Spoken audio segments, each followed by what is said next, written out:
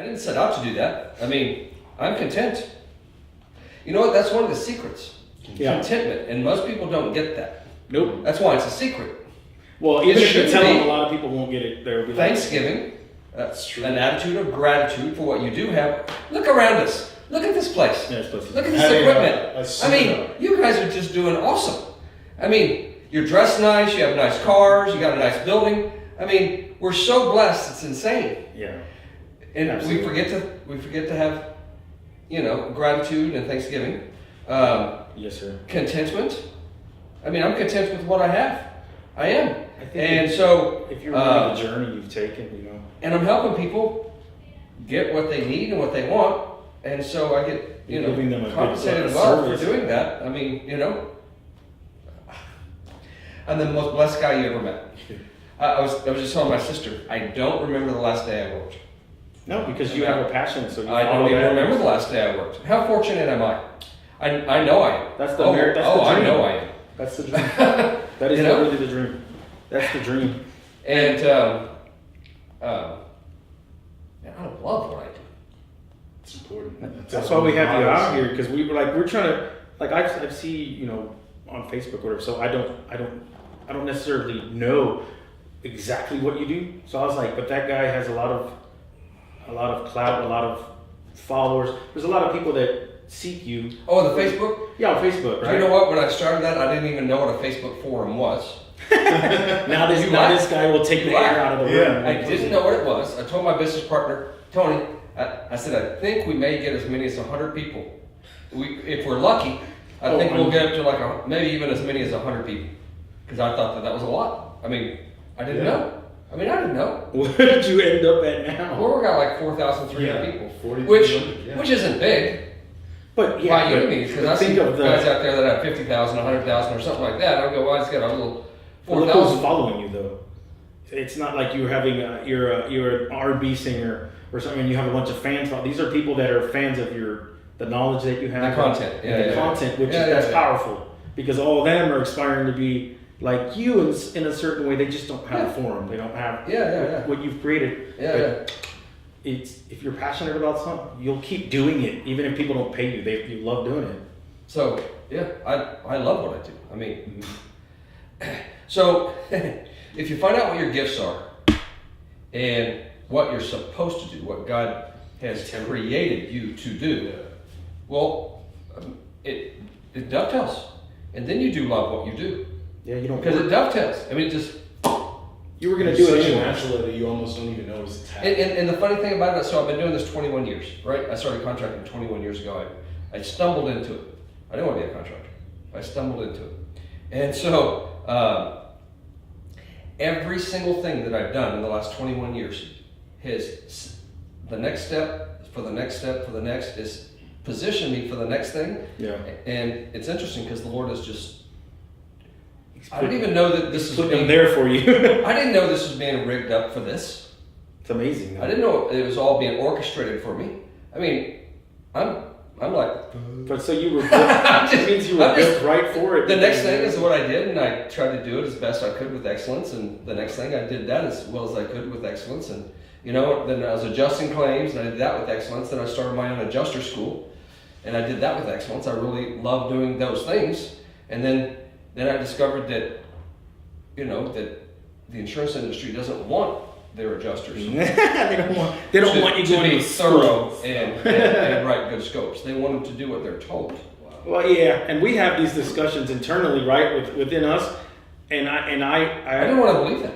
Well, that's why we want to get your opinion, because it validates what I say. I was like, this is all done to keep them here and leave them up here to always want to believe it. I did not want to believe that it was like institutional. I believe they were doing it on purpose. I read what you put out there, and I'm like, level the playing field. It makes sense. It's like they're always going to do this to you if you allow them to. If you don't come together and train your mind, like, take in the knowledge, be the smartest person in the room, or they will literally flip it on you. Sure. You won't win. You'll never win that fight with them because they have all the money. You can't buy what you have, because it doesn't matter who they throw at you. There's not going to be somebody in there as passionate as you are, because they're getting paid. It's a job. You're doing it because you love it, right? I do it because because I want to see the consumers get a fair shake. And that, like you said, What we call a righteous outcome. Yeah. What's right? And you know what? a righteous outcome. I like that. Everyone knows what's right. The moral, unless you're moral. You know how I know everyone knows what's right? Because when my boys were young, when they did the wrong thing, they hid it. Yeah. They hid that they were doing wrong. That's how I know that everyone knows. Yeah. Everyone knows what's I think right. at some point in life you do. Everyone knows. And then you bury that in your mind. Your moral compass goes wrong. It's what's called searing your conscience. Like you sear a steak, you know? Yeah. You're searing your conscience. You tell your conscience, shut up. Stop answering me. Yeah, shut up, conscience. Just do what I want you to do. That's right. That's terrible. And the thing about the insurance companies, their greed is like crack cocaine, or like meth. It's insatiable. They can't stop. They can't. Their greed is their drug. They can't stop. Even if they want, a guy's on meth, they say that the chances of a guy that's on meth actually being able to be set free from that is less than 10%. Well, Isn't that amazing? You never. This is their meth. This is their meth. They can't stop. Even if they wanted to, they couldn't. Yeah, you're so intertwined in that lie. It becomes reality to you. They're a greed head, like a meth head. They're a greed head. And you know what? We got guys in our industry that are the same thing. Yeah, well, that's the problem. Both sides have their fair share of guys that are all in about the greed. The difference is, I admit that and say our guys need to stop it. They would never admit that or say, guys, you need to stop it. They would never do that. No. That's the difference. Are we even started? We started? Yeah. Oh, that's good, because we went jump right into it. That's good stuff. And that's great. I like the conversation because it truly aligns with what I visioned. I was like, you know, what kind of gentleman is he gonna be when he gets here? When you talk to him, and your views really align with what because we're not contractors. I'm not building roofs, right? But we do see it from up here. Yeah. And you could see it. You're like, oh, there's sides to it. There's the storm chasing side, right? And then there's a side of the industry that wants to be uniform. They want to have laws and regulations, and they're like, hey, we're just gonna chase that. We're gonna give, take, and then you're just gonna leave, right? And then the consumers, the homeowner, they don't have any. But if you have a big storm, you have to have storm chasers. Yeah. Because the guys that work in a given market would be overwhelmed, like they were in New Orleans. Look what happened in New Orleans. When the big hurricane hit there? All the contractors in New Orleans were so overwhelmed, they would have like 1,000 customers each. Okay. How can you build 1,000 jobs? Each. It'll take each contractor. Take you years. And right? so a year went by, 2 years went by, they were collecting the down payments. They didn't mean to rip people off. Oh, they just could not. And all of a sudden they took all the down payments, they commingled the funds. They weren't supposed to do that. Put all the money in one pot, right? Everyone's down payment, and it takes a year or two before you can get to this job over here, and they want their money back. Well, it's all mixed in with everybody else's. I don't have your money. They didn't set out. A lot of guys, some of them did, but a lot of guys didn't set out to rip people off. It's that the volume was so much. Yeah. There were so many flooded houses, so many damaged houses, that how do you get to them all in a reasonable period of time? You have to have the storm guys come in on the big events, because the guys that are local contractors can't handle the volume. Now, if it's a small storm, the storm guys should stay out and let the local guys handle that. They should. They probably won't because of greed. Yeah. Right? Yeah. I But on a large event, there's no way the local guys can handle the volume, and the storm guys have to come in. The storm guys serve a useful function. They just need to be above reproach and do the right thing. Exactly. Stop being liars, cheats, and thieves. So what good is it for us to point at the insurance industry and say, you guys are a bunch of liars, cheats, and thieves, and we got 3 fingers pointing back at us? Exactly. When we tolerate liars, cheats, and thieves in our industry. Absolutely. And what's good for goose is good for the gander. So let's be transparent and honest about ourselves and our industry, and let's clean it up, right? Before we say, hey, you guys need to clean up your industry. How about we clean up our own first? How about we do that? They'll always use that against you, as in look at the chaos, look at the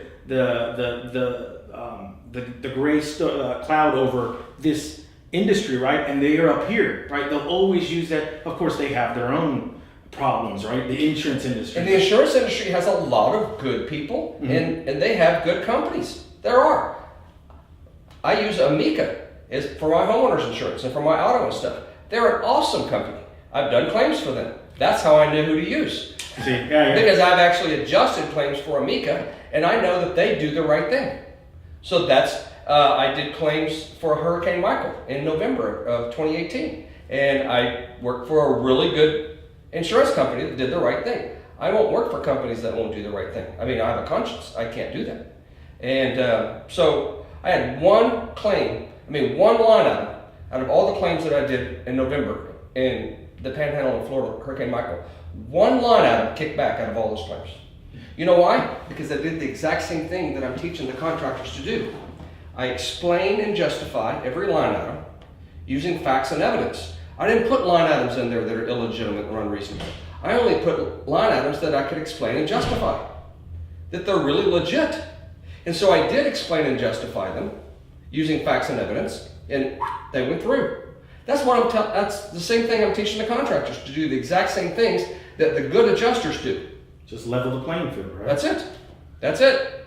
To me, it's simple stuff. It seems so simple. Well, it is simple. But it's that you've taken the actual time and the effort and the care to go through it meticulously and build that funnel. Hey, if you do this the same way every time, you're gonna get the result. I mean, nothing works 100% of the time. I saw you did almost 2,000 claims and appraisals in the last 21 years. And out of that many, how many have you? I saw a number. Was it 8? Oh, 8 that did not get the general contractor's overhead. And then one of them that is still, all the rest of them did get a general contractor's overhead and profit. Well, getting general contractor's overhead and profit is simple if you're dealing with a reasonable adjuster. If you're dealing with an adjuster who has the authority to say yes, and they're reasonable, it's not difficult to get. The problem is that most contractors are dealing with estimators. They're not even adjusters. They're an adjuster in name only. They don't have any authority to say yes. So they don't have the authority to say the yes. So they would get in trouble if they agreed to it. So they're not out there to say, they're out there just... They can't. They can't say yes to that. Isn't that kind of... It sounds backwards. I mean, well, of course. It's by design. So they said, that's interesting. All this stuff to me See, is very interesting. If an adjuster is well-trained, like they used to be, and they actually have the authority to bind to the carrier, then as long as you make a reasoned argument that explains your position and you're able to establish that your position is legitimate and reasonable, then the adjuster would say, good point. And guess what? And so he would say, I agree with that. Let's go to the next thing. And that's the way it actually used to be. When I was a contractor 15, 20 years ago, that's the way it was. You had adjusters who had the authority. They had the training. They could be reasoned with. Nowadays, they're not allowed. That doesn't make, to me, that sounds Isn't that crazy? like you're sending somebody out to bat when he's not allowed to, take the swing. He can't. Yeah, they're sending out the bat boy. They're sending out the bat boy to go. Hey, you have no authority to swing at anything. Go out there and do your best. How does that work? How do you... It works out very well for the carriers that are unreasonable and unscrupulous.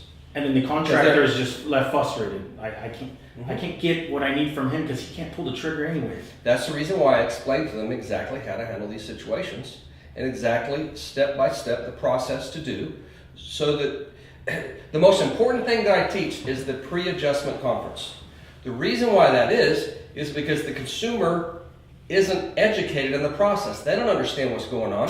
Oh no, yeah, right? That's the so part they're unsophisticated. See, I'm unsophisticated. I have a lack of knowledge when it comes to brain surgery. Yeah, of course. So it doesn't mean that I'm stupid. Absolutely not. It just means that I don't understand that. The consumer doesn't understand this. Why would they? They've never filed a claim before. How could they possibly understand the claims process? It's like you knocking on a door and wanting them to understand the roof, the damage on. They've never been up there. That's right. How are they going to know? So they lack knowledge in these areas. So the most important thing that I teach is the pre-adjustment conference. like about 2 hours before the adjuster shows up, you sit down with the homeowner and you educate them about the process and how insurance claims work and how the insurance claims and how the carriers work nowadays. Now, you have to be careful because if you say all the insurance companies are a bunch of liars, cheats, and thieves, they're not going to believe you because they want to believe the carrier is going to do the right thing. Well, of course they want to believe that. Why wouldn't they? They don't have any information to the contrary to that. So So you have to be careful how you say things. You don't want to go around and lose credibility yourself by making a blanket statement that all insurance companies, are out to steal or anything like that. Well, first of all, it's not true.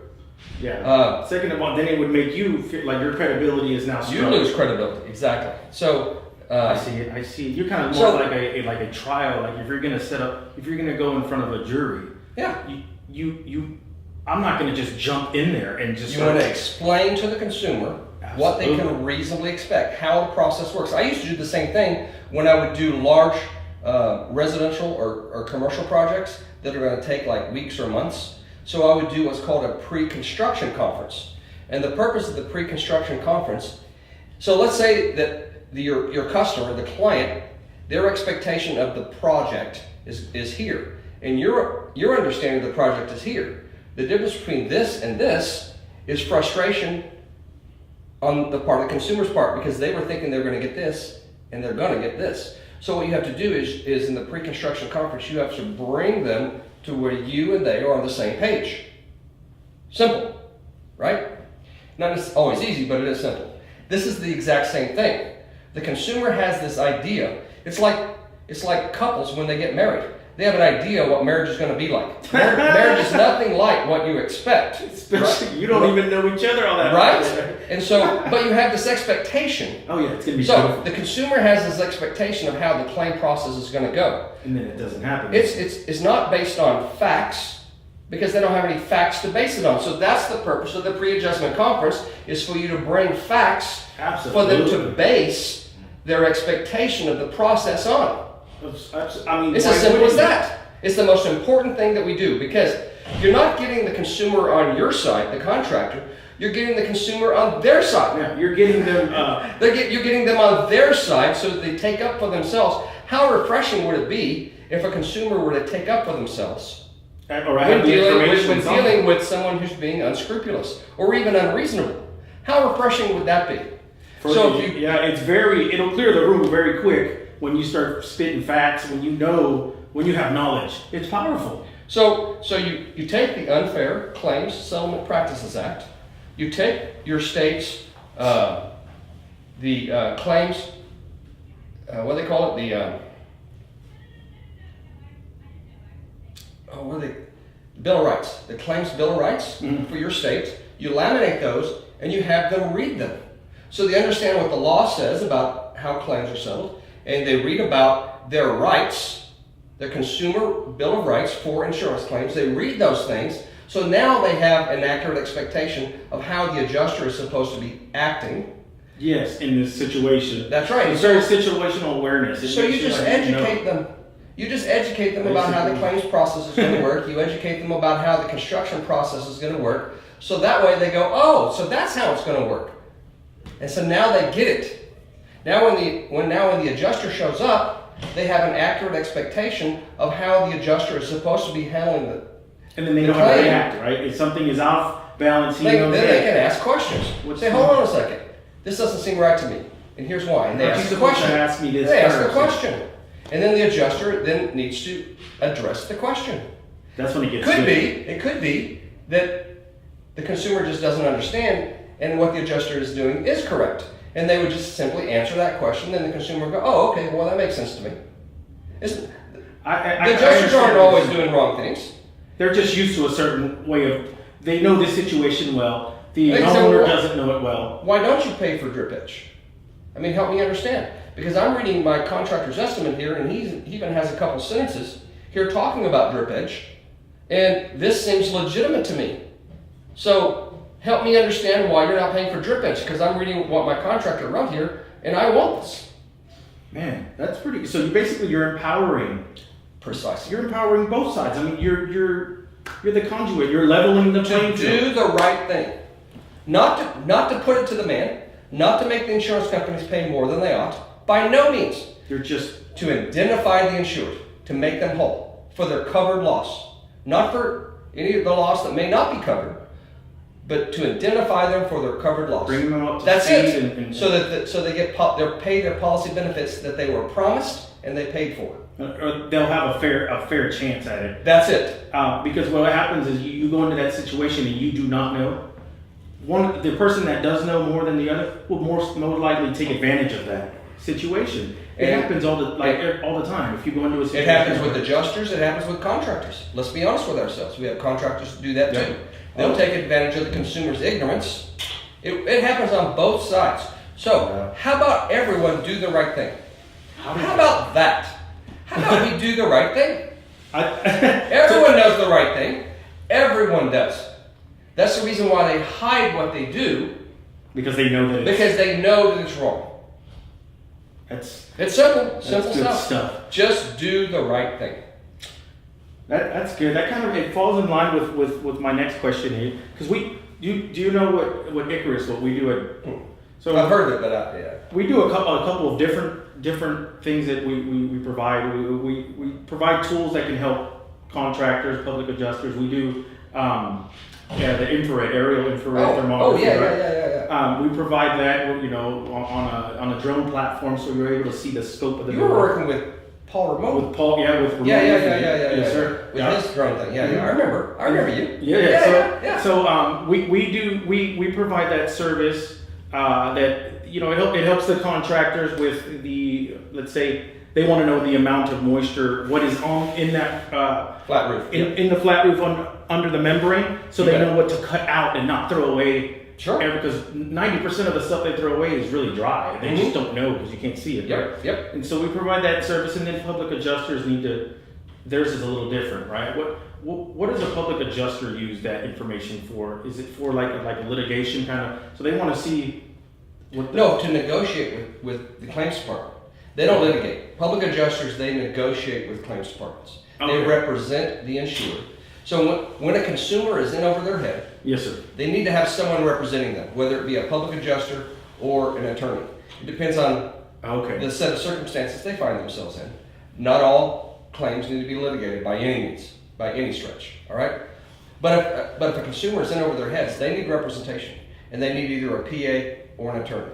All right, so what a PA does is they negotiate with the claims departments, and typically they negotiate with the higher level claims person than your typical entry level. Oh, okay. So typically, not always, but typically, they talk to different level of the claims person. Typically, let's get this done. You may not be aware of this, but a contractor who is Hague certified and is also Xactimate Level 1 certified, they actually sometimes get a higher level adjuster in the claims department than just a regular contractor who's not Hague certified, because the carrier believes that Hague certification and Xactimate certified level, at least level 1, actually really means something. To them, that gives a lot of credibility to the contractor. Sure. Whether or not it's true or not, they believe it's true. They put a lot of weight on it.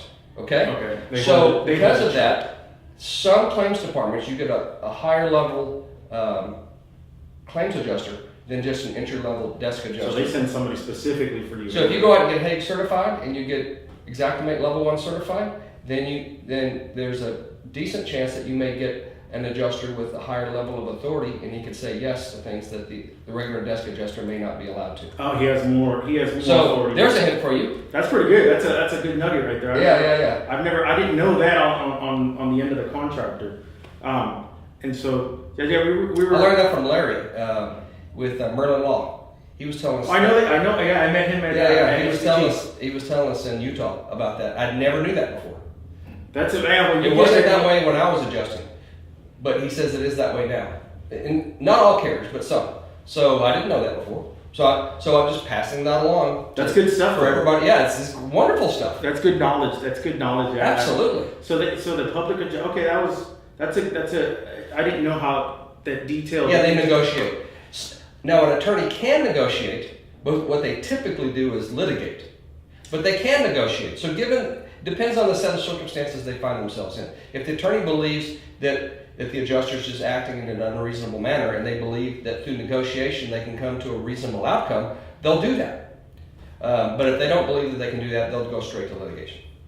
Okay, and so what they do, like a public adjuster, they will, or the attorney, would try to get as much information as they can to present their side of it. And this is the inspections I've done. This is the due all the diligence documentation, and they turn that in. And the stronger it is, obviously the better case they have, right? Absolutely. Okay, that's good. They do the exact same thing.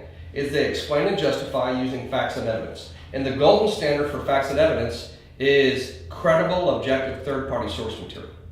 Like what Xactimate says, or what Eagle View says, or what the building code says, or the ASTM. Yeah, the ASTM standard. Construction standards. Yeah. Those are we use them. Those are just very detailed. That's as golden as it gets. Yes. Credible, objective, third-party source material. Yep. Yeah, that's what we use when we make the infrared thermometry reports. You have to use them by the ASTM standard. That's right. From point A to point Z and tie all that up. And you have to do it right. You have to do it right after dusk. Yeah. Mm-hmm. Some people don't do it the right time of day. You do it at the right time. That's right. You do it with the right humidity after the levels. sun has set. That's right. The right temperature. There has to be a certain amount of days. Like it rained overnight last night. And it should be 24 hours, and the roof has to be dry, right? That's right. Clean. That's and right. What else? You can't run out there and do it now while ever. No. You're not going to get an accurate reading. No. That's not accurate enough. That's not right. They're going to take it, right? Do the right thing. Do it the right way. Everybody knows the right thing. Give me a break. Yeah. Well, I mean, that's why you get the standard, right? That's right. You purchase it, you go buy it. Because somebody in the end might call you out on that information, and then what happens? Then you're crawfishing. You're backtracking. Exactly. You're not telling the truth. So you're having to hide because you didn't do the right thing. That's how you know people. It becomes very you're evasive, right? You're in the gray area. Stay in the light, man. If you stay in the light, then what are people going to say about you? They may disagree with you, but they say, well, you know what? The guy is honest. He's a stand-up. I may not always agree with him. Like I have appraisers that I do business with on a regular basis here in Dallas, and we don't always agree. But they'll tell you that I'm honest. You're a stand-up, like that's right. That I don't put nonsense in there trying to, I don't put fluff in an estimate or anything. If I have something in my appraisal, I can explain and justify it using facts and evidence, and I do explain and justify it using facts and evidence. Yeah. Well, if it's conceived in that nature, then it stays that way all the way through. It was truthful when I wrote it. It's truthful now. Simple as that. These are simple things. But they seem to be foreign to some people. For some reason, I don't know why. Everyone did business this way 100 years ago.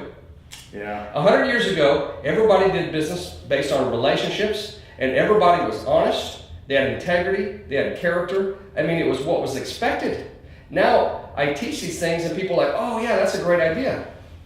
When was it not a great idea? How did we lose that? How did we lose? Where in the world did we lose that character and integrity are... the morals, like you or some foreign thing that everyone knows. So long that it just becomes a. Come on now, you want your wife to be a liar? No, absolutely not. I mean, what kind of relationship are you going to have if she's a cheat and a thief? What kind of relationship are you going to, unless both of you are liars, cheats, and thieves? And then it's just a real. And you're a band of thieves. Yeah, and then it just becomes. Why go through it all, right? And so 100 years ago, everyone understood these things. Everyone understood that business was based on relationships. It's not trying to corner somebody into a close and trying to strong arm them. Oh, I guess you talked me into it. Yeah, and then having the sense of, I beat that guy you shouldn't be beating people, right? You should be doing good business and be like, hey, he'll come back. He'll come back if you did good business with him. Zig Ziglar used to say that if it's not a win-win situation for both people, if you're not doing, as a salesman, if you're not doing what's in their best interest, there's a word for that. It's called con man. Yeah, absolutely. If what you're doing and your sales process isn't in the client's best interest, you are a con man. Pretty straightforward, isn't it? Absolutely. And and Zig Ziglar impacted hundreds of millions of people, so I think that people pretty much respected what he had to say. So let me change up a little bit here. Let me kind of take. I saw somewhere that you in your prior life you were a paramedic. Yep, in my 20s. Yeah. So I was a firefighter first. Okay. At 20, I became a firefighter, and then I took the EMT and then my paramedic exam. So then I went to work for Austin EMS, working on the ambulance. In Austin, they have a different department than the fire department. So I went to work. So then I went from fire department to EMS. So it isn't like, I know DFW has it's the airport, they're everything. It's the same, yeah. Right, and so you have to know everything. That's right. Firefighter and paramedic. In Austin, separate departments. Okay. And so I did that for about 5 years. I was actually teaching and training paramedic stuff even back then. So you like to teach. It's my gift. God has given me the gift of teaching and just taking complex things and making them simplifying so that people can understand them and can take them in bite-sized bits and can consume those, and they can grasp the complex concepts in a simple, easy to digest manner. It just makes sense to me to put things like that so people can get it. That's just my gift. It's easy for me. For people who don't have that gift, it's difficult. Well, or the patience to that's the problem. It's putting it out there, and then what you get back, you might not have the patience to receive that information. Like, are you not learning? But some people like, I'm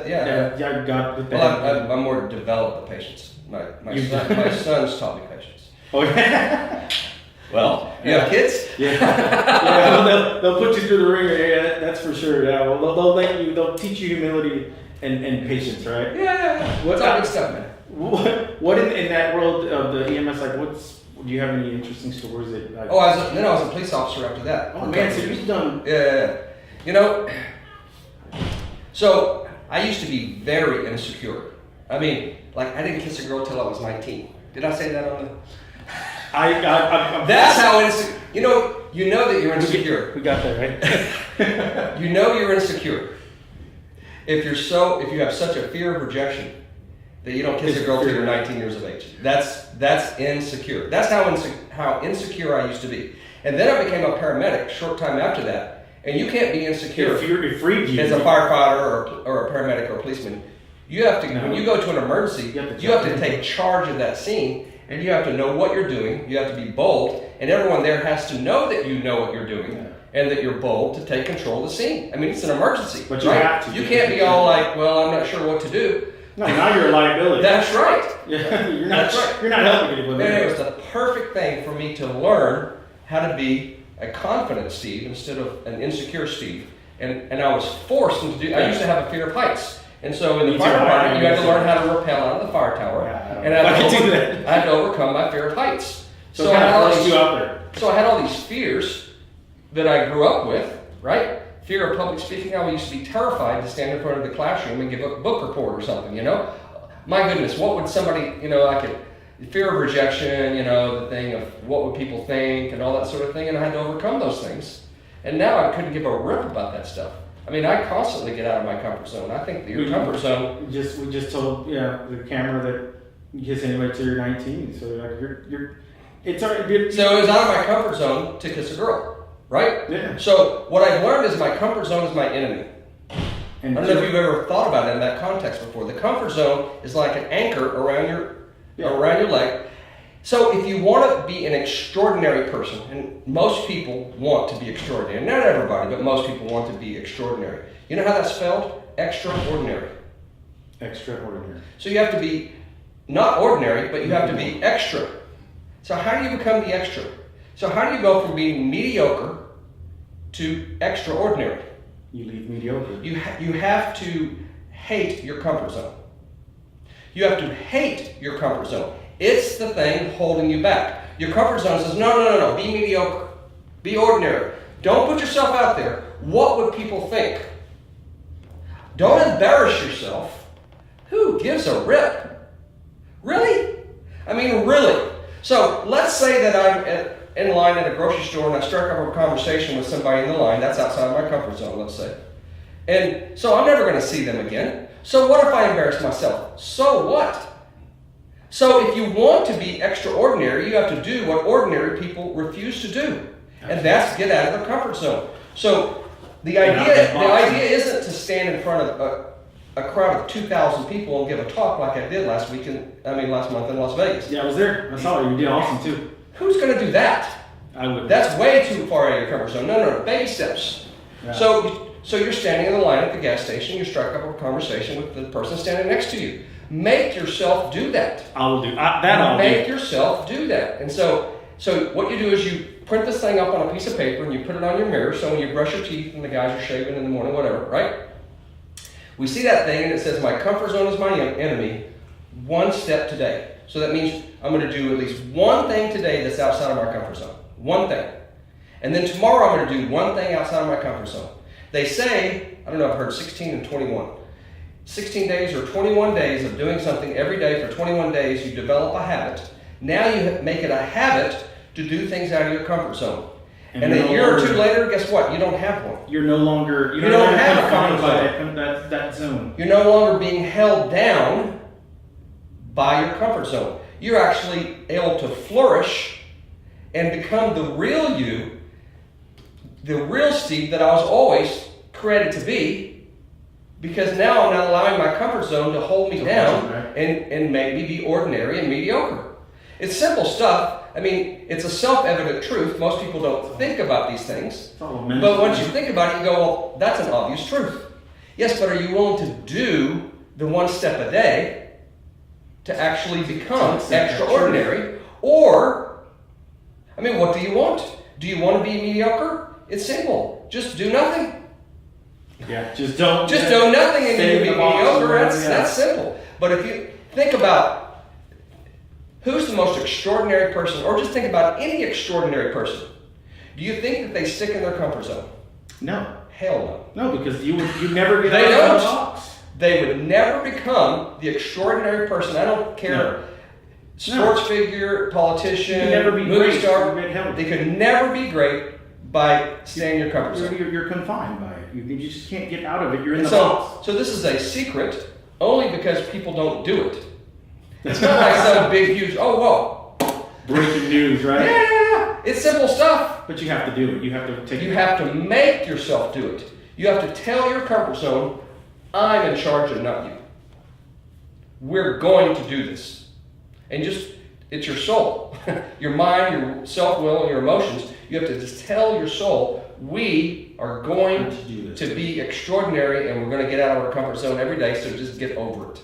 You hear that, Mario? So you're going to, after this, you're going to go talk to somebody randomly at a store, man. Or you can just be mediocre. Nah, I mean, what do you want?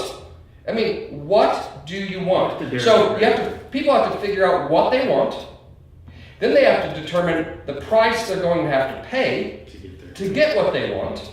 Then they have to figure out, do I want to pay that price? Because maybe you don't. Maybe the price is too high. Yeah. And then if you just say yes to all three, then set about, then you execute. Yeah. You implement, right? And you set about paying the price to get the thing that you want. So what's the first step? What do you want? Yeah, make the plan. You have to put it. I mean, it's goal setting 101. People have all these dreams, but they haven't determined what they really want and set them into goals.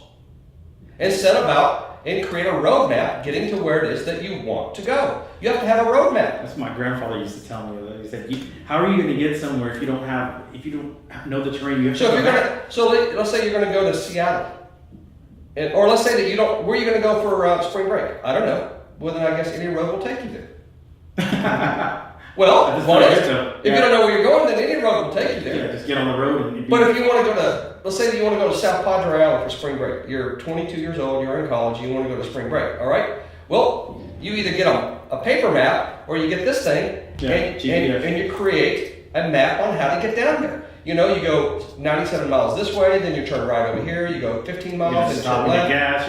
It's the same thing in life. People spend more time planning a 2-week vacation than they do their entire lives, and they wonder why they feel like they're getting nowhere. That's why. Because they have no idea where they're going. They're going in circles. You can watch what was those two guys? Mythbusters. Oh, yeah. So they put on blindfolds and they were trying to walk in a straight line where they were going, and they would constantly walk in circles, circles, circles. They thought that they were walking in a straight line. The whole time they were walking in circles. People are blind because they don't know where they're going. they're walking in circles and they can't figure out why they can't get anywhere, and they think that they're going in the direction where they're going, but because they've been blinded by the fact that they have no idea where they're going because they don't know what they want.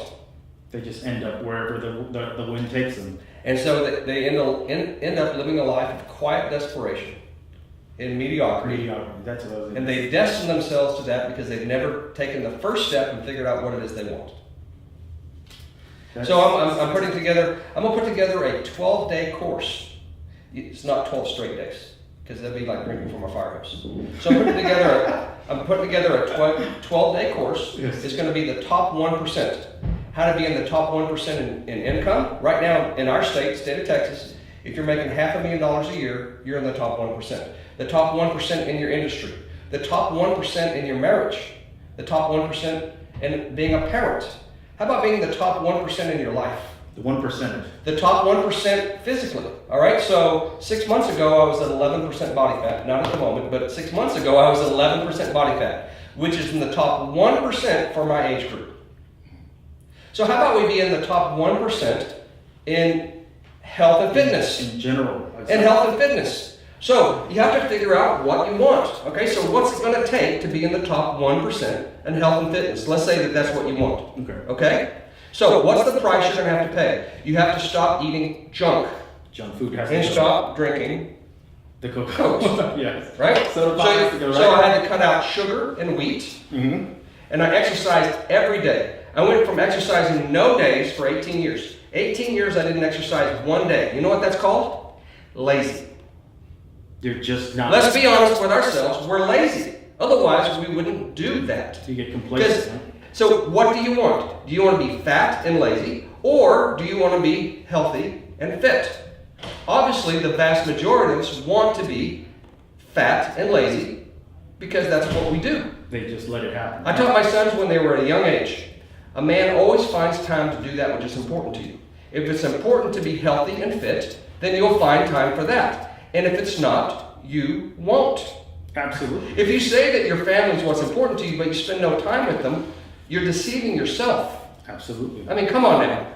It's if you like that girl and you're going to be after her the whole time. You're darn right you are. Right? You're going to put all your time into that. That's all you can think about is that girl. Right? That's absolutely. And you're going to find time to do that which is important to you. So how about you determine what's important to you? Then the next step is to figure out what the price you're going to have to pay. You're going to have to stop eating for convenience and stop eating for low price.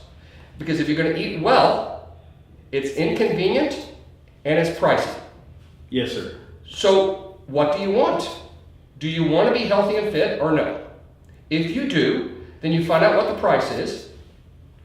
No sugar, no wheat, eat good food. It's going to be a lot more expensive, right? Mm-hmm. And work out every day. And every day, you're going to find an excuse, no, I'll do it tomorrow. You can't allow your soul, you have to make your soul behave. And say, no, I'm not going to do it tomorrow. I'm going to do it today. And you have to want it. If you don't want it, you won't do it. Yeah, if you don't really want it, if you're just saying you want it, but you really don't, you won't make yourself do it. No, you won't. In your mind, you're already talking yourself out of it. You have to actually really want that thing. So first thing, you have to determine what you want, figure out the price you have to pay, determine if you want to pay that price, and then set about and execute. And go through. So if you want to be in the top 1% in all of these areas, then it's going to take a tremendous amount of hard work and discipline to get there. Can people do that? Yes, they can. But they have to want that more than they want to be lazy. Most people want to be lazy. They say they want something else, but they don't. You know how I know they don't want it? Because I watch them and they're being lazy. They don't make the change. They don't. And so, if that's what you want, then make that your priority, to be lazy. And be the best lazy person you've ever met. The best lazy person. Do it with gusto. I mean, do it with passion. Yeah. Be the best lazy guy you ever met. Get some swag. Don't deceive yourself. If that's what's important to you, then do that. Let everybody know about your lazy. Man, I'm going to be the best lazy person you ever met. I'm going to do it with gusto. So you have the 12-day course going. Yeah, I'm going to be doing that. It'll probably take a year for me to write the curriculum. To have it and all so together. what we're going to do is we're going to do 3 days in the winter, 3 days in the spring, 3 in the summer, and 3 in the fall. It's too much. It's too much. And so nobody's going to go through. Yeah. You're right, because the consequence of it is going to be too much. So there's all these areas in life, and I'm going to teach everyone how to become in the top 1% in all these areas, and then they're going to determine whether or not they want that or not. And once you get up to that, because if they don't want it, they're not going to do they will not pay the price to go if to they don't execute. Want that. That's right. So let's say being healthy and fit. All right. So you pay the price. You see what it is. No sugar, no wheat. Work out every day. Eat right, and get sufficient sleep. And then maintain. That's the price every day, every stinking day. All right. So maybe on Sunday you cheat a little bit. Take back a couple. But not a whole cheat day where you ruin the whole 6 days worth of progress. That's stupid. Yeah. But and then you're back at it again on Monday or whatever the case may be. Determine whether or not you're willing to pay the price. So let's say you want to be in the top 1% of our industry. All right? Yeah. So you got the 80-20 rule, the Pareto principle. The top 20% of all salesmen, whether our industry or otherwise, make 80% of the money. And the 80% make 20% of the money. Okay? The top 20% of the top 20%, which is the top 4%, those guys make, in our industry, $250,000, $500,000 a year, the top 4%. So how do you get, so the top 20% is pretty simple. You just do what the 80% are too lazy to do. That's simple. You can be at the top. Hustle. Yeah. Hustle, right? So that's but to get the top 4%, line. it takes more than hustle. You have to actually know how to close. You have to study sales. You have to study Zig Ziglar, Tom Hopkins, Grant Cardone, Brian Tracy. You have to study these guys. You have to listen to their CDs, their tapes, to tell you how old I am. Right? You listen to their MP3 downloads or whatever, right? However you want to and take you it. learn, and you get their books, and you read their books, and you listen to their teachings, and so you hone your skills. So to get in the top 20%, you just hustle will get you there. But to be in the top 4%, it's going to take, you have to hone your skills. You have to be one of the best of the best. You have to hone your skills to get there. So it takes hustle plus skill, right? Yeah, because there's some pretty contractors that are pretty, they're up that 4%. So let's say you're in the top 4% and you want to get in the top 1%. Oof. All right? What does that look like? Well, that's what you have to come to my class to learn how to do the lesson. That's the way you're like, hey, I almost got that, guys. You see that? It was so close. Very close. That's for that the top 1%. Simple. All this stuff is simple. It's simple. Its problem is we don't want it badly enough to pay the price. You don't want to see it. They don't want to. You don't really want it. You don't want to be in the top 1%. Because the money earners because you don't want to pay the price that it takes to get there. You want to be lazy, and that's fine. Then be lazy. Yeah, don't point fingers at the 1% guy. Then be lazy. If that's what you want, then do that. What other stuff are you? Well, I don't even know how many events I've spoken at. Every time that I'm invited to go to one, I go to it. Unless there's two things at the same day or something. RCAT, you have the RCAT thing. Let me tell you what. I can't tell you how many times I've flown from this speaking engagement to that. I don't even fly home. Right into to the next one, to the next one, to the next one. Not even flying home. I've spoken on so many things. I'm very blessed to be asked to come and speak to these events. I actually love public speaking now. I used to be terrified to get up in front of class in high school or middle school, something like that, give a book report. I'd be so afraid that I'm going to embarrass myself, right? I couldn't give people aren't there to see Steve Patrick. They're there to get the content. So I don't make it about me. I make it about the contractors and the PAs and the attorneys that are there. It's about you guys and gals. It's not about me. So I don't even think about what people think about me because I'm not there for me. I'm there for you. You're there to give the facts. Right? And so I don't have any butterflies or sweaty palms and none of that stuff anymore. I can't. It's been a long time since I've had any of that in the public speaking. So that's and I used to be terrified of doing it. I just had to make my get out of my comfort zone. You're done with it. I was done with my comfort zone. Stick a fork in it. Done. Leave it at home. So I was going to ask you. One of the goals that you set about was making it very.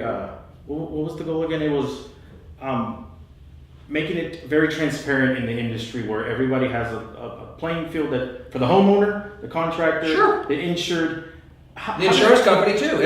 A level playing field for everyone. We're not trying to take advantage of the insurance industry. We just want a level playing field so the homeowner gets their claims proceeds that they were promised.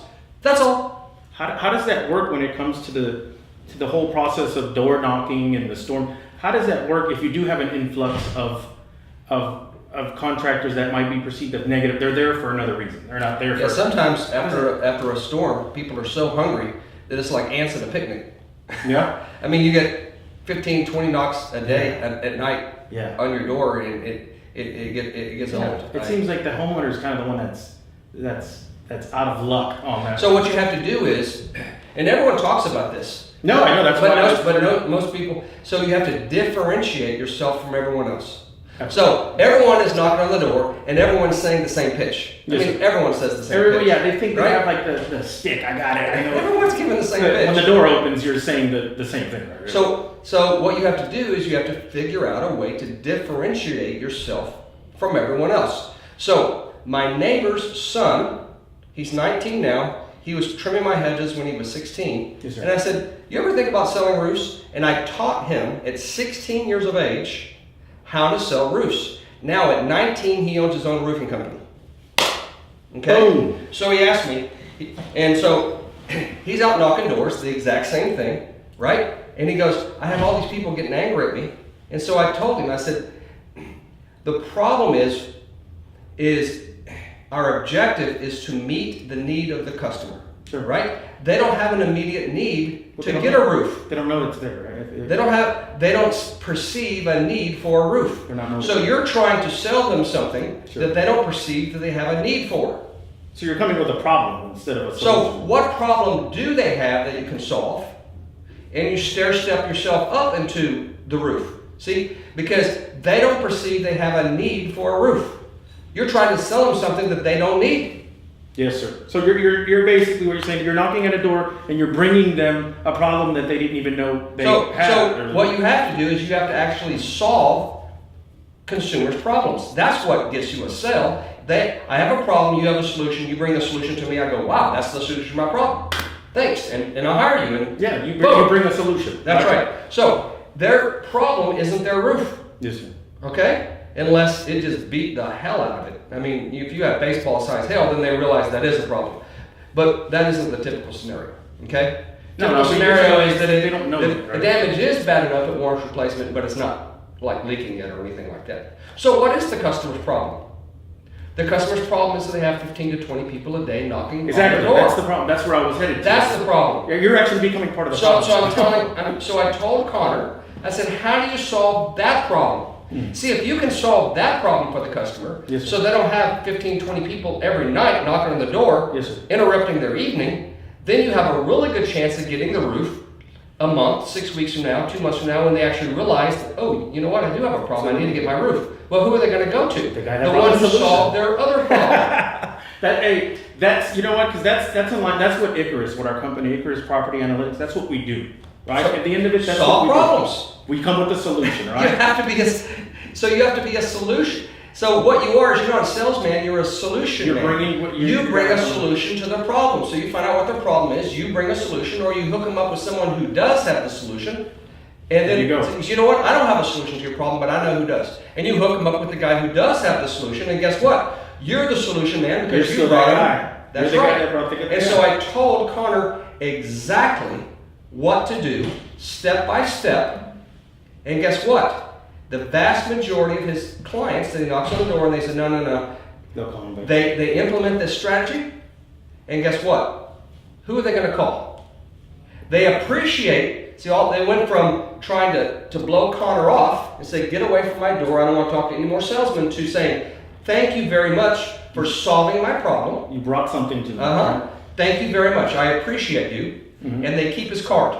They keep his business card. Now later on, when they actually decide they do want to talk to someone about a roof, guess who solved their problem before? Yeah, they're going to think he's the problem solver. That's right. Connor solved their problem. Let me call him. So guess what?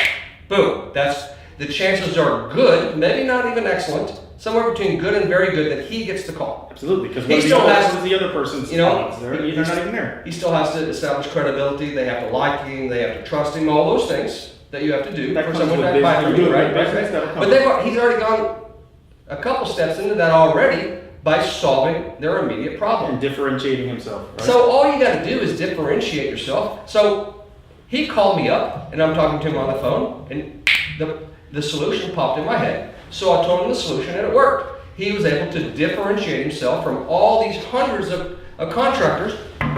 Inspect your roof, ma'am. Inspect your roof. Inspect your roof, ma'am. All of us saying the exact same thing. Yeah, no, it's very repetitive. And he set himself apart. So that's what you have to do, is you have to figure out a solution, a way to set yourself apart. The conversation. Simple as that. Q, do you have like the roof fact stuff? We want to, because what our take in it is the conversation that is had between the consumer, the homeowner, and the contractor. What we want to do is make that easier. Make it something where there's not 15 people knocking on your door. Yeah. There isn't a horde of people coming in, because that's what happens is everybody that comes knock on your door is a problem now, right?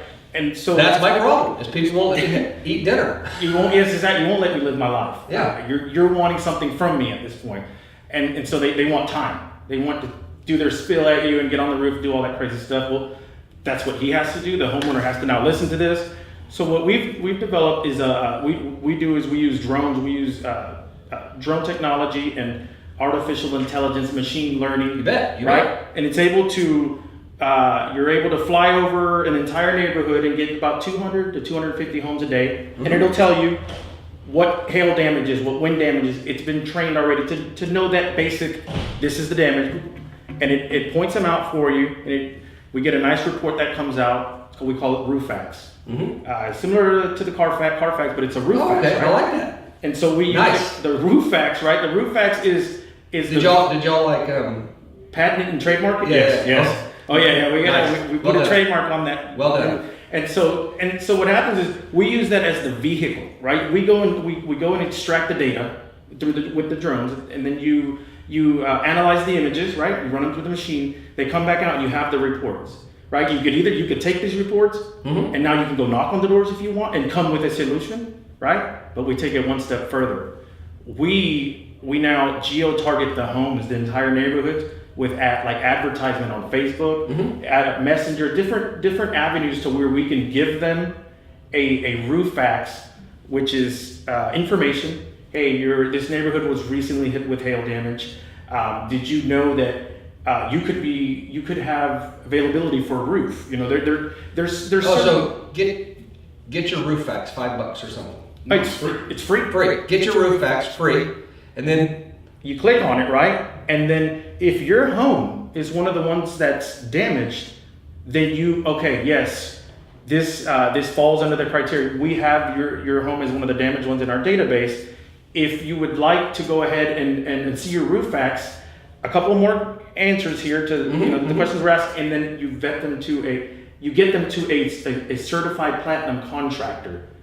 And then you hand off to them. So now the homeowner does not. Is Corning Platinum certified? Platinum certified. We're trying to figure out exactly what, because we also do with Sarah and Paul, and they're very linked into the RCAT. And sure. You want to give this information to a good contractor. A legitimate contractor. A legitimate contractor, because then you're just giving it to another. Anybody. A guy who's carrying insurance and a guy that's been in business and he's exactly from this area. Yep. Right? And so it facilitates that conversation where the homeowner can do that at their own time when they want to take in that information. It's a roof fax. Awesome, man. And then it goes, and then you make that handoff to the right person. Yep. And then you stop that madness, right? Because we also see the same thing. And like I said, I am not a contractor, but you see that there's a problem. There's this can't be happening like this, and the homeowner is the only person that doesn't have.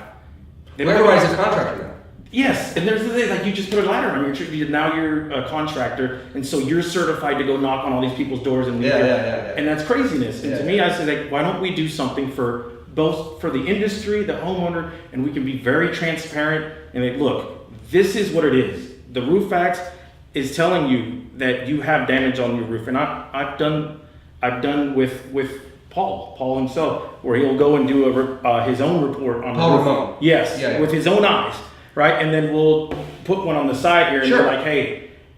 At first, it was like, okay, that's kind of iffy, and then after the machine learning, it's it's like, well, shit, I don't have to go climb that roof anymore. That thing is it's accurate enough. Lots of those are steep slate roofs. Oh yeah, the stuff that he does is just it's ridiculous, right? Yeah. But so contractors are now like, hey, that thing is pretty accurate. Like, if I don't have to climb that roof, I don't have to, right? But we use it now it's a different approach. We're a little bit higher. We're able to gather more data, and so you're able to get a lot of homes at once, and you get it for the good. So if you have a whole community, right, you're able to get that info and after a storm, go right back out and tell them these are the like homes. an excellent way to market your services for a contractor. I like it. That's where so that's kind of like what we do. You're gonna get your take on what you see as the issues there and how you think you can. Well, obviously wind damage, you can't tell that from a drone. You can tell like something with the you could see missing. You could see missing. You might be able to see a crease, but the crease is so close to the butt of the next course of shingles that you can't see the crease because it's right along the butt edge of the roof of the next course, and so you probably won't be able to see the crease. You obviously see missing shingles, and then hail damage, and it does or missing tabs. Missing tabs. Yeah. It does that. But if the mastic glue strip has been compromised, and it doesn't reseal. Yeah, it's not. It's definitely not. You can't tell that. So. It's not it's enough to motivate. But from hail, it seems to me that probably technology can just about get to where you could visualize hail. What it looks like, Not touch it because you could touch it, right? But from the visual aspect, you could probably pick up the same hail hits you could visually standing on the roof. Yes, it probably is. There's other things you have to have. Whether or not your the hands on technology is there yet, it probably will be. It's at 90% now, 92%. That's not bad. It's pretty good. But it's more to motivate the home. Like if they don't know that problem exists. Now you're going to go knock and tell them the problem is. They might not hear it. If you give them a platform where they can just see themselves and be like, you know what, your home is damaged. Yeah. So now there's motivation. If you want to see this report, an expert can show you. But we're going to connect the two of you so you guys can make that handoff and you can get what you need, he can get what he needs, and everybody can be, without all the craziness, right? Yep. That's our take on the industry. That's what we're trying to do to bring to the industry. It's just, roofers have been doing stuff for a long time the same way. Insurance has been doing it the same way. Sure. And then you find somebody like yourself that's a real advocate for both sides, and and it's valuable for us to get your information. You know what I call myself? I was on an airplane and I was reading about an activist, and all of a sudden it dawned on me, I'm an activist. I didn't set out to be an activist. I'm an indemnification activist. Indemnification is the fancy $3 word in insurance that means that the policyholder is made whole. That if you lose $30,000 in a claim, you get $30,000. Indemnification. Minus your deductible. Indemnification. That's the salute. That's the end game. I'm an indemnification activist. The indemnification whisperer. There you go. You never find people. We found a unicorn. That's good stuff. Yeah. So anyway, yeah. It occurred to me, and I thought it was funny. No, I think it's great. There's not a lot of. There's not going to be two of you in one room. Yeah. There just isn't. And that's why I seek you out on Facebook. And I was thank like, you. You're very kind. It's like this guy's like nobody will ever. He'll come in the room and everybody's like, okay, let's listen to what he has to say because there's not going to be anybody with more knowledge than you. Yeah. Where are you going to find that? I know people with more knowledge than me. That's for sure. Not in what you do. Yeah. My business partner Tony, he's forgotten more than I know. Really? He's been doing this 47 years. I've only been doing it 21 years. Jesus. He's the one that mentored me. He's the one that taught me how to be a claims adjuster. When they know that it's you, do they get like, oh? Because of his mentoring, I went from getting my license to becoming a large loss commercial general adjuster, handling multi-million-dollar claims in 4 years because of him mentoring me. I could never have done it in 4 years by myself. But because of him mentoring me, he had, decades of experience, one of the best adjusters in America. I mean, how fortunate am I to be trained by one of the best adjusters in America? Does he do like large loss flat roofs? Mm-hmm. Does he use infrared thermography for his? Sure. How normally do they get that now? We just do appraisals now. Neither he or I. Well, I did adjust claims in Hurricane Michael, but I don't adjust claims near as much as I used to. I'm too busy. I'm way too busy to adjust claims anymore. But I did do several weeks in the Panhandle of Florida, just because I wanted to keep my skills to hone them. Yeah. Because you haven't done live. something in a while, you forget, and you think it's easy, and then you remember, wait a second, this isn't as easy as it looks. No, that's how the human. Same thing with contracting. It isn't as easy as people that are exceptional at what they do, they make it look easy. Yeah, because they're exceptional and they have decades of experience and they hone their skills. It's not easy. They just make it look that way because of how high skilled they are. That's right. See, Tony makes appraisal look really easy. It's not. Oh well, I'm sure that it most certainly is not. But he makes it look that way because he's so high. He's been doing it, for decades. So and he's in the appraisal. So the public adjuster. adjuster. That's my business partner, Tony Rugas. They don't. So he doesn't deal with all that. Like where I want to get is the adjuster part. How do they get up themselves and inspect the building? They're supposed to. They're supposed to perform an investigation. An investigation, at a minimum, includes an inspection. So that as an adjuster, I would get a claim that I knew wasn't covered. Let's say sewer backup. All right, I know that sewer backup is an exclusion in a homeowner's policy. All right, so I'm going to go out there and take a look at it. I'm still going to go and inspect the property because just because they call it in as sewer backup, that may not be what it is. And so I'm not looking for a way to deny coverage. I'm looking for a way to extend coverage. To extend coverage, right? Mm-hmm. As an adjuster, my job is to find ways to extend coverage, not find ways to deny coverage. So I'm going to go out there and I'm going to take a look at it. I'm going to do an inspection. I'm going to try and find a way to cover this loss. Now, in that particular example, there wasn't a way to cover the loss. And he almost got upset with me. He goes, why did you come all the way out here? I says, because I didn't want to presume that your claim is not covered. I want to actually perform an investigation and make sure, because I could be wrong. Maybe it is covered. So I want to give you the benefit of the doubt, come out and take a look at your damage and everything, and give you the benefit of the doubt. And as it is, I wasn't able to find coverage for your particular claim. It's not going to be covered. But I did my best to try. Yeah. And then at least he appreciated the fact that's what an adjuster is supposed to do. They're supposed to do their due diligence and perform an investigation. And they're supposed to help the insured with their claim. And they're not supposed to put they or their company's interests above the interests of the insured. Did you know that? An adjuster is prohibited from putting their interest or their company's interest higher than the policyholder. How does that They're prohibited from doing that. They're getting paid for this, though. I'm telling you, they're not supposed to. They are not supposed to. I got that out of Property Loss Adjusting, the Markham edition. Markham. He's the godfather of adjusting. That's what he wrote. Who is this guy? The godfather of adjusting. I didn't meet him. Yeah. So he wrote a book that's a part of getting your CPCU designation, which is like a PhD in adjusting. And the organization is the AICPCU, and he wrote the book called Property Loss Adjusting, the second edition. That's the best edition. The third edition is good too, but it's not as good as the Markham edition. And he's the godfather of adjusting. That's what he says. Yeah, to me, there's just so many different tangibles in this world. We just wanted somebody to come out here and kind of explain it to us, and so we moving forward have more knowledge as well, and are able to make better decisions. But see, I used to own my own school where I licensed and trained claims adjusters. So I wrote my own curriculum because really one for what I wanted didn't exist, so I had to write my own. So I wrote a 4-book. Who would have thought I'd be writing books? What do I know about writing books? But since one didn't exist, I was left with the choice if I'm going to have a school to write my own curriculum. So that's what I did. So that's how I learned how to write, was writing the curriculum for my claims adjuster school. You hear that?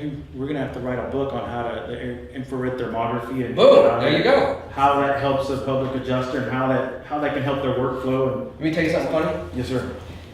When you write a book, people think you're an expert. All of a sudden you become that guy.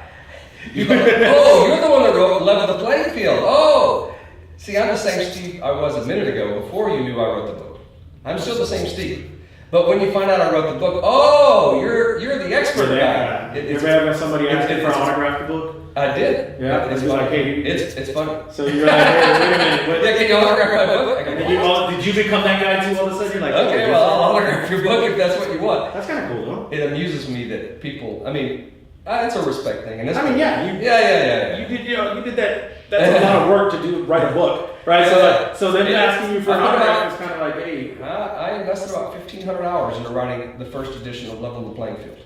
Oh, and wow. I've done quite a lot of updating. 1,500 hours. Yeah, let's write a smaller book, like a little book. I'm doing a major revision that should be out probably this summer, and it's actually split into 2 books because it's going to be too big. I mean, How was your anxiety giving the book out?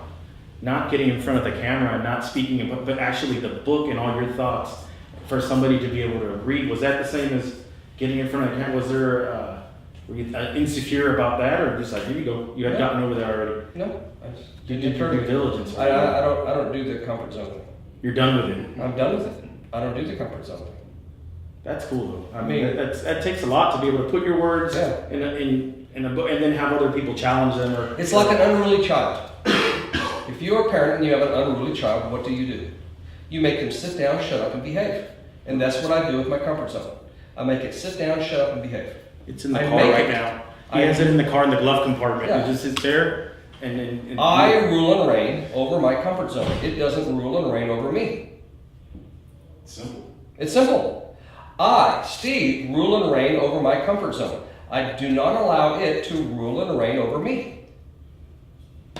That's good stuff. Is there anything you want to address the industry? Anything you want to talk about? You want to tell them? Is there a book coming out? Is there another class? So I'm revising my Level the Playing Field book. I'm going to be doing an audio book on it because I've had a lot of people ask me, they're driving around in their car or their truck or whatever, and they can listen instead of read. So I'm going to do an audio book. That's good stuff. Hopefully get to it this year. And I'm going to be starting a couple companies to help the contractors, PAs, consumers get a fair shake from their insurance company. I'm going to be starting several companies over the course of the next 12 months. Plus the top 1%. The training course. The course. The top 1% master course. That is. I'm going to be putting that together. So I have a very busy year. You're a very busy guy. Thanks for taking the time to come out here. Sure. And address the industry and coming to talk to us here at the WeWork. I'm glad you came out. Yeah, you guys are awesome, man. Thanks, man. Thanks. It was enlightening having you out here. It answered a lot of questions for me. I'm sure these guys as well. We have, all that information we can sift through and kind of go back and like, what did he say? Yes, that's it. Because at the end, you are the knowledgeable person in this field. Well, thank you. And that's why they call you, you're the claims whisperer. Nah. You're that guy, man. I hadn't heard that one, but No, that's you. That's what I came up. I was like, that guy's the claims whisperer. When he goes in the room, people are like, listen. Yeah, I'll tell you who that is. That's Tony. Tony Rugas, my business partner, my mentor. He's the claims whisperer. So he's the man, actually, not me. And then, so that's a very smart play, is to have somebody has that. It's been on the other side. Yeah. You know the system. That's right, we do. You've been back there. That's the right. insurance industry, they play a little bit. They're tame when they see you coming, right? They're like, they know us, right? This guy's gonna come and he's gonna be like, he's not playing that game. Or the claims executives know the right thing. Not all the field guys do because they drink the Kool-Aid, right? And they're told they use it as leverage right? against them. But the claims executives, they know the right thing. Of course they do. Yeah, they do. Of course they do. And they know leverage, the right thing. they leverage what you know against you, or your lack thereof. Is there any difference on the public adjuster side for when it comes to commercial stuff? So commercial properties and different things like that, is it different? Well, whether you're acting as the claims adjuster or the public adjuster, Claims adjuster handling commercial claims is just like residential claims, only with some extra zeros. Okay. It's just extra zeros, right? So how do you eat an elephant? One bite at a time. So that's how you handle it. So you make sure that you don't overlook anything. If you have building materials that you're not familiar with, then you find someone who is. If you don't know what tectum is, then you probably do well to find someone who does. Absolutely. And if you're a commercial contractor, you know what I just said. And if you're a residential guy, you don't know what I just said.